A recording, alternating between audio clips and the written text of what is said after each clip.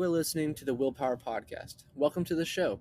I am Will Holdren, and I talk with some of the most influential CEOs, entrepreneurial leaders, and thought leaders to try and reveal the secrets that has led to their success.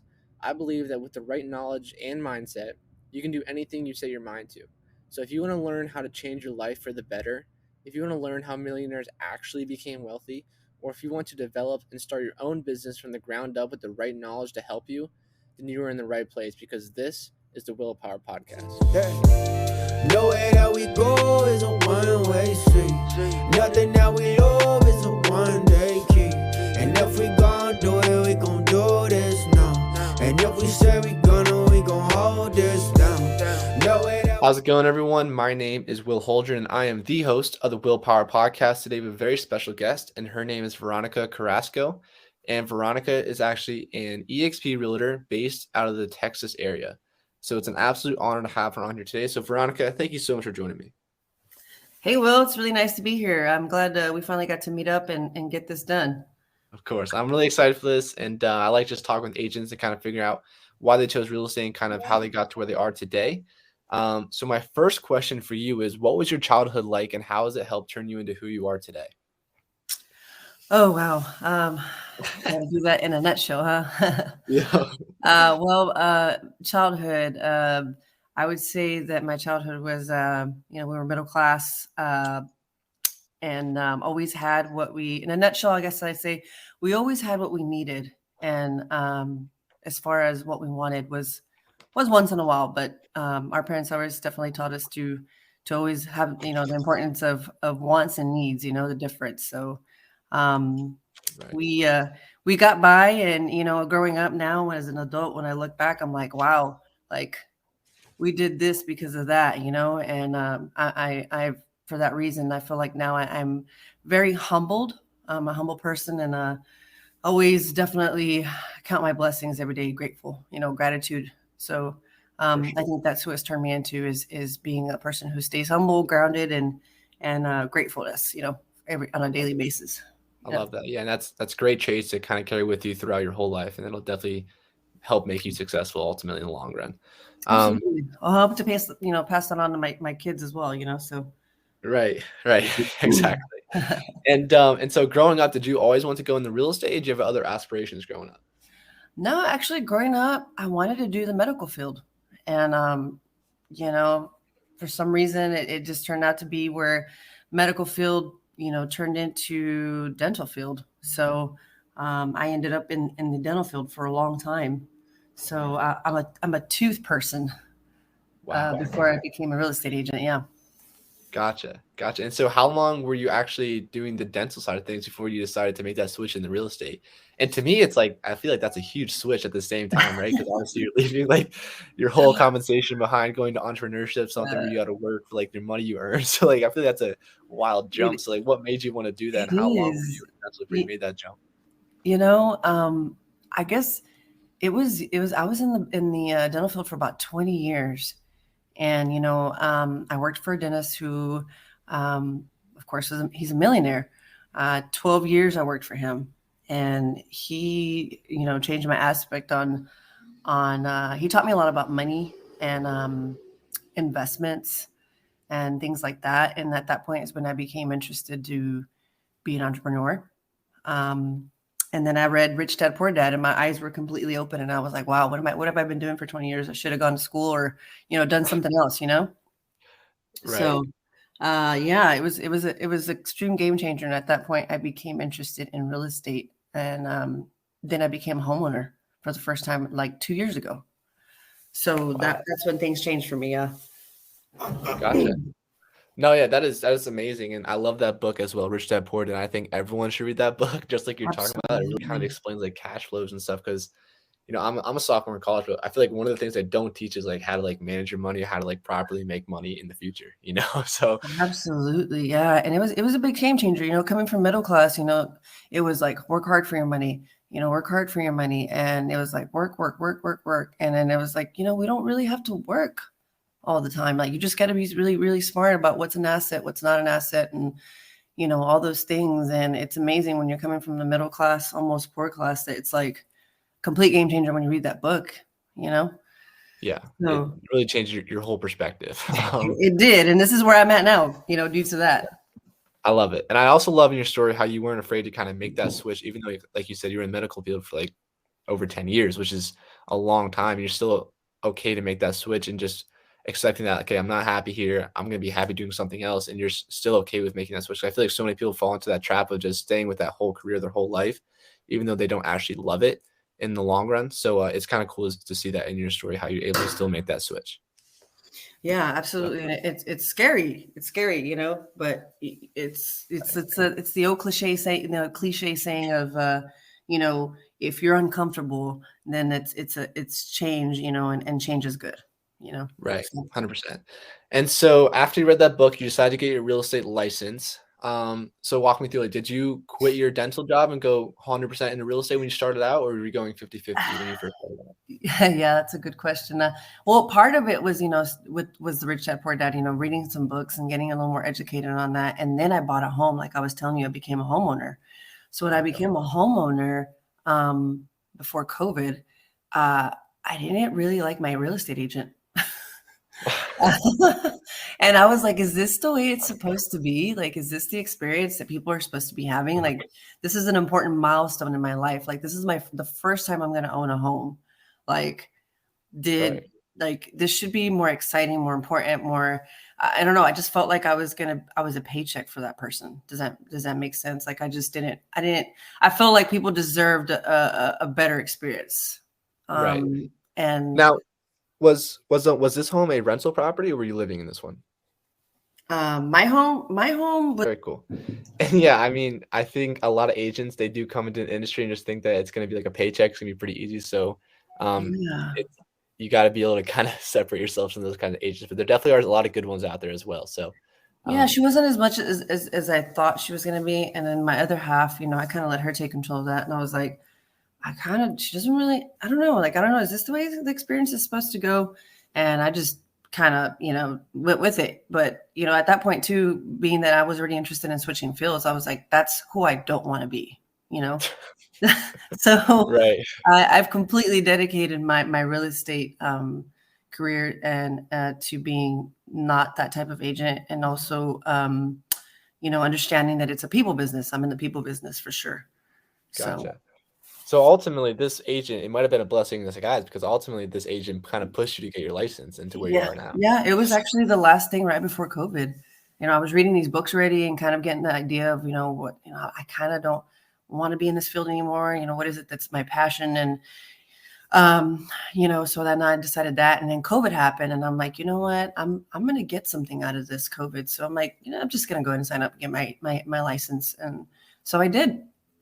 So Gotcha. got my license. And, of course, in the beginning, you think, oh man, I'm going to do this part-time, and I could still work, but Right. you really, really got to put, invest in this real estate stuff and get out there and, get to meet people and let people know what you do. So that became something that I really just took the leap. After about the first year, I took the leap just to go full time.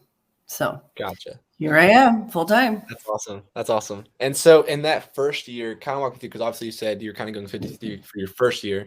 So Mhm. like, how long did it take you to get your first sale in the first year? And like, what did your sales look like for that whole year? And kind of walk me through like that experience. Yeah, well, that experience, it was like, you're all excited, you get your license, you pass it, and then it's like, okay, so now what's next, So I interviewed with a small brokerage, and I thought that was pretty much the way to go, small brokerage, tight knit. And they kind of had an okay program. When you look back now, I mean, there's definitely a lot more out there, but ended up with them, and it took me probably 6 months before I got my first one. And I was like, man, is this normal? I kind of felt down on myself because, Right. being in the dental field for 20 years, you're a perfectionist and you know what you're doing. So it kind of blew my self-esteem down a little bit, because I was like, I'm good at what I do in dental field. Am I doing the wrong thing? Why am I not, why is this not happening fast enough? So I kind of went through a stage where it was like, man, maybe I'm not doing the right thing, And then Right. after the 6 months, when I got my first referral, it was like, I loved the entire experience, and I just couldn't deny that it was like something that I still wanted to pursue. So Then Gotcha. after that, I was like, I really, on a daily, I, stay positive, my affirmations, I got out there and I always told myself I was always going to meet the right people at the right time. And I ended up meeting my mentor after my first year at AXP, and it's been really good to me ever since then. So Gotcha. No, I think that's it's where I'm at. amazing that you were able to kind of overcome those low moments as a realtor, especially in the first 6 months where you're not getting a deal and you kind of like are depending on this to kind of like pick up. And Yeah. I feel like so many realtors kind of go through that downfall, especially just entrepreneurs in general. And Yeah. it's like most of them just quit in those low moments. But it's like if you can just push past one or two of those low moments and just wait until you get that spark of success. I mean, look how far you've come now. You're doing 6 sales already this year, and it's like Yeah. how far like something can happen. And I think that Absolutely. so many people just like lose confidence and lose faith in those first couple of months or maybe that first year. Hmm. And kind of going off of that, like what would you suggest for people to kind of help them overcome like those low moments and droughts in their entrepreneurship career in order to kind of push through and just see the sunshine on the other side of the rainbow? Well, I'm gonna say that if it's something that's been tugging at you for a while, don't stop. Like I the way I see it now is I went through all those low times just to my faith is pretty strong, and I always feel like it's always just to kind of mold you to get through those rough times, and be able to handle all those good things that are coming. But one thing that really, several things that really helped me was I definitely, affirmations every day would really help me to mind wise for me not to feel a certain way. A lot of support, my spouse was supportive. She's also in real estate. So we very support each other quite a bit. Family supported me always. Um, and then really meeting people, like I got to meet new agents that started at the same time that I did. And we really pushed each other like, hey, don't worry, you're going to get one.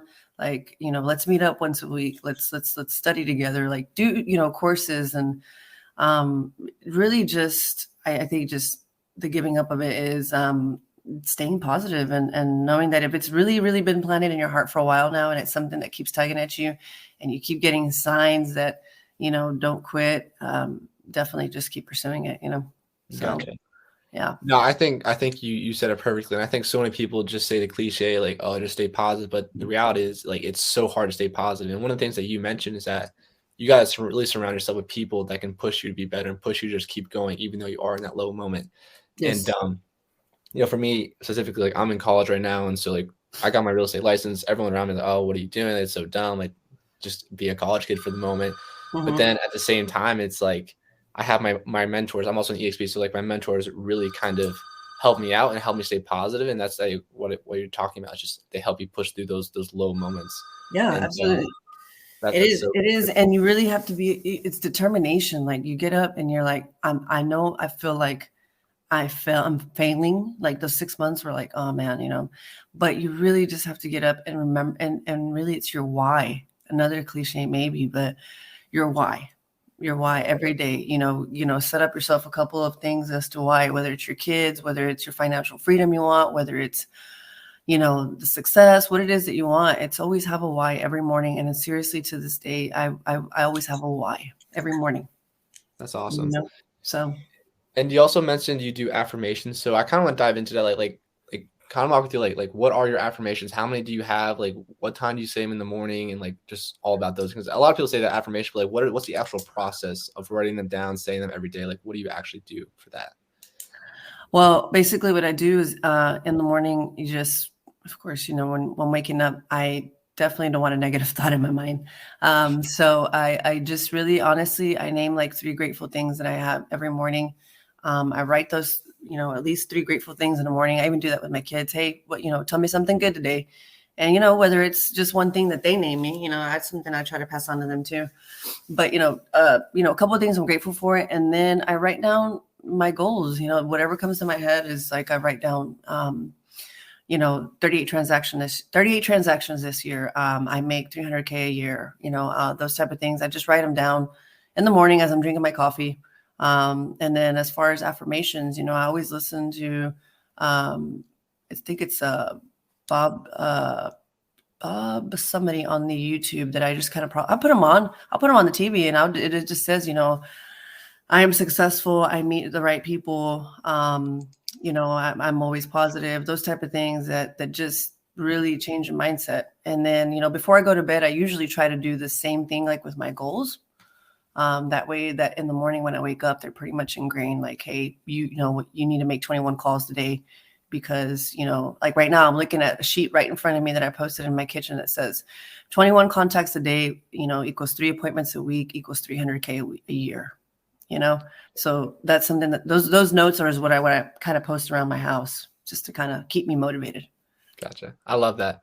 And Yeah. exactly like what you're doing, it just goes into your subconscious mind until eventually just on automatic repeat. And then Absolutely, because eventually you take automatic actions that are just going to naturally take care of what your goals and what you want to do. yeah, because once a negative thought tries to pop in, it's like, nope, or hey, just watch Netflix for really quickly. And then, it's like, nope, you got to make those 21 calls because you want to make how much a year, So it's Right. it's definitely it works for me. So Yeah, I love it.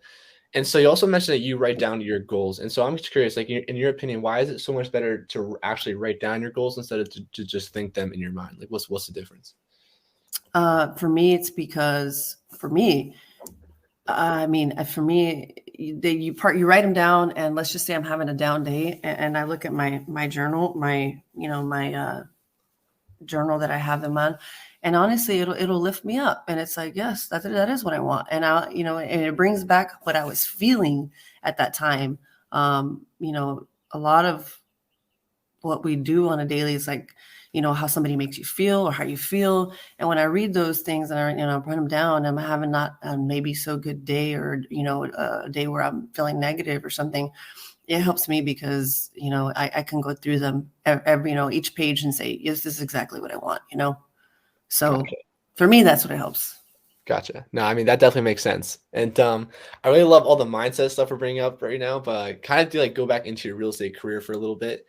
And so, so you were in dental and then you made that huge switch after being in dental for over a decade or so. Yeah. And so I'm kind of curious, like, how did you kind of change your image of how people saw you to now being a real estate agent? And how were you kind of like generating leads just to start out? Like, what was your methods for that? Well, I would say that, yes, it was kind of hard to me. And it's like, well, I thought you were doing teeth. I thought you were going to go to dental school. And it was like, yeah, I know. I love teeth and I know them like from like back of my hand. I mean, there'd be days where patients would come in and be like, I don't think I need to see the doctor. Like, let's just, you told me everything I need to know. So Right. that's how I knew the dental field so well, but the way it really started was I just started telling people that I was going to school for it. And then, a lot of them were like, well, I thought about that. Or my family member is that, or, and then of course, I knew the doctors. And so that was also, a great lead source, because, they knew other doctors or had family. So, still work on those leads as far as getting people out, getting my information out to the doctors. And then really, really what they always say, what every probably mentor will tell you, you've got to tell everybody what you do. Even with the patients, I never tried to be like, oh, I'm trying to solicit my what I do. It was just, I was so passionate about real estate that I would start talking about it. We all, and it was just, I would tell the patients, and the patients, now they know what I do. And I would tell them I'm going to leave. I was there for 12 years. So they knew exactly, where I was going and what I was doing. So they know that. And then of course, reach out to all my family, which they were very supportive. All my friends were very supportive as well. And then, being here in San Antonio for a kind of a short amount of time, just with the social media, like I also do sports. So I do soccer, adult leagues. And so I tell everybody there what I do. Actually, my first listing was from a soccer peer there on my soccer team. So she's like, you know what? I just flipped a home and I really want to sell it. So that was my first listing, was just getting out there and kind of getting involved with other things, getting out of the house. Gotcha. And so kind of fast forward in your career, what made you want to switch to EXP from the boutique brokerage?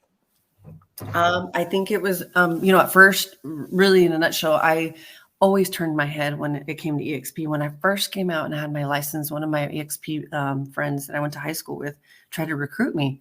And I was like, you know what? I kind of don't feel comfortable. She's in Dallas. I'm here. Like I want a hands-on, And after I was in the business for almost the 6 months or the 8 months, I started hearing how it was just a pyramid scheme, a pyramid, kind of scheme. And I Yeah. was really turned off by them. Really, like seriously, you have no idea. Like probably all of us, it was like we've probably gotten offers like so many times. But it was my mentor. It was the person that that had recruited me that made everything, his story. He was sleeping on a couch and he didn't have any money for a long time and he was going to give up in the business. He used to be a priest prior to. We talked and he went through a struggle, kind of the storm that I was going through, getting there. And now the guy's selling like $17 million ranches. He's Jeez. he's really into land and he even just sold a piece of land for Costco, the owner, here in San Antonio. So he's really involved with all the land. And I thought, I also want to expand the land and commercial. And what better to do that with a mentor like him, So when we talked over, he kept in touch. I even got sick with COVID. He came by and he checked on me and brought us some goodies. And he's just a really good guy, and the way I saw him was, if I succeed, if you succeed, I succeed, we all succeed, It wasn't just like, not wanting me to succeed. He wants to see me to succeed. So the more he feeds me and the more that I know, then the better I am and the better he is, Right. No, So I love that story. That's what I love about EXP as well. It's just the fact that it's more team oriented, and the better you do, the better everyone else does. So yeah, I think yeah. that's a huge component So of he it. changed my perspective on it. Just to say, 4 or 5 other people came prior to him, and he was the one who changed really my perspective on it. So I'm grateful for him. So Gotcha. That's awesome. yeah. And before we're on time, I have a couple more questions for you. So one, kind of looking at your future, what are Mhm. some big goals that you hope to get accomplished in like the next couple of years? Big goals, like goals that I've written, I could tell you on my list are to definitely get get into commercial, and do more land. Actually have a land listing in West Texas that may be coming up soon. So that'll be my first ranch listing. Awesome. So, expand into that and honestly end up owning real estate. So that's something that I plan on doing. I love So it. those are some goals that I definitely write down every day. So I hope to accomplish that. Gotcha. That'll be cool to see you kind of go after that. And Yeah. then my next question for you is, what is one book that has really changed your life? I know we talked about Rich Dad Poor Dad a little bit, but other than that one, like what's another book that has kind of changed your life, if you could name one? One book that I really like and I recommend, a lot of agents read it, a lot of new agents, especially when you're feeling really negative.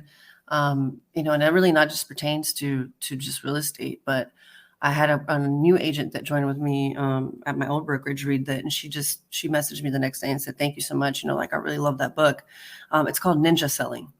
That is a really good book. Gotcha. I never read that. I have to check that one out. Yeah, Um, it's I have it right here. It's called Ninja Selling Subtle Skills, Big Results. It's by Larry Kindle. Gotcha. Interesting. Yeah. I'll check it out. And so before we run on time, is there anything else that you'd like to say? And if people want to reach out to you, how can they find you? What I'd like to say is that you're going through a hard time right now. It's okay. It's going to pass. And, stay focused, stay surrounded by positive people, and don't lose sight of what you want, because we all deserve it. We all deserve to have what we want. So continue.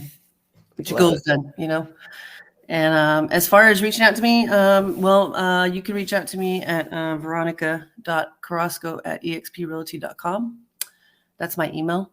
And then I do have my phone number, which is 432-880-1041. Awesome. All right, guys, there you have it. Veronica Carrasco, thank you so much for joining me today. Well, thank you so much for having me. Nothing that we